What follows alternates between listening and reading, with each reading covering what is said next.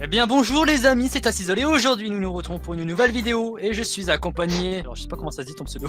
Afion mon ami, bonjour à tous et à vous toutes. Et aujourd'hui toute nouvelle vidéo inédite sur ma chaîne YouTube. Mais également sur la mienne puisque cette vidéo parlera de publicité les amis. Oui en effet mon ami, nous allons tout au long de celle-ci critiquer. Gentiment, car moi je ne suis pas méchant. Oui gentiment car nous sommes de très gentilles personnes. Azisol essaye de vous dire que nous allons critiquer certaines publicités, qu'elles soient connues ou non. Effectivement chers abonnés, en compagnie d'Afion, nous vous souhaitons la bienvenue dans Breadfish. Votre toute nouvelle série de gentils critiques. Nous espérons que celle-ci vous plaira. Nous attendons vos retours positifs de préférence. Et comme nous n'aimons pas les intros trop longues, voici pour vous... Breadfish. You say nothing ever goes my way. Don't you know you better think about the things that you've done. You better think about it while you're young.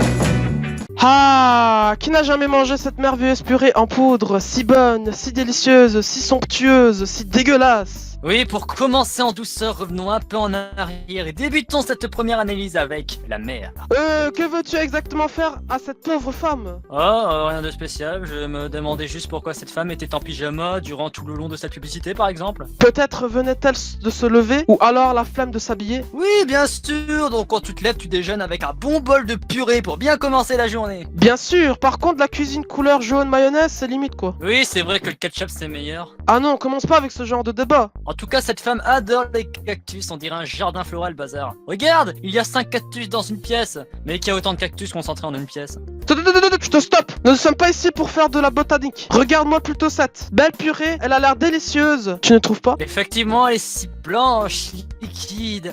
Ah, si périmée depuis 2 ans et demi. Que ne ferions pas pour nos enfants bien-aimés? Et cette musique? Quand je fais de la purée mousseline, Pierre arrive avec son lapin blanc. Il aura pu embaucher quelqu'un sachant chanter? Imaginez-la à l'opéra. Oui, cette musique est bien meilleure.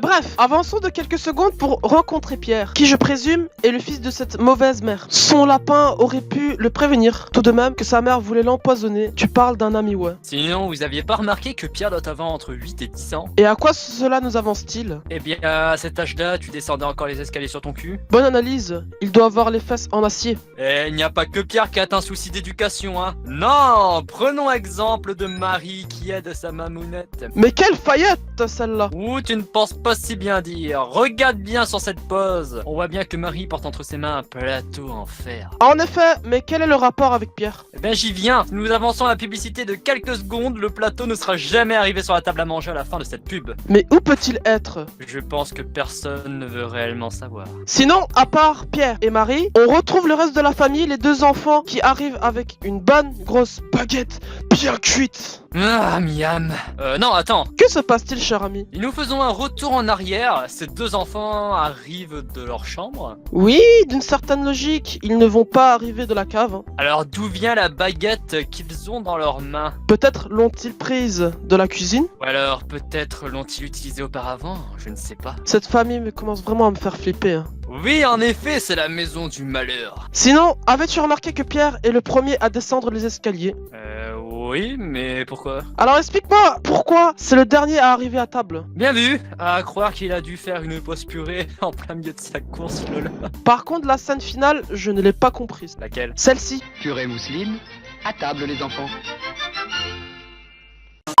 Oh mon dieu! Marie mange les oreilles de Pierre tellement la purée est dégueulasse, elle devient carnivore. Déjà qu'il sait pas descendre les marches, à présent il ne pourra entendre non plus. Au moins, il entendra plus la belle voix de sa mère. Eh bien dis donc, il y en a des chanceux ici.